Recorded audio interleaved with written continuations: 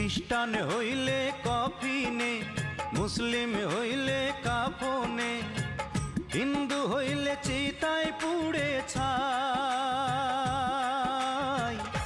ও মানব গৌরব করার নাই রে কিছু নাই, ও মানব গৌরব করার নাই রে কিছু নাই। খ্রিস্টান হইলে কফিনে, মুসলিম হইলে কাফনে, হিন্দু হইলে চিতায় পুড়ে ছাই।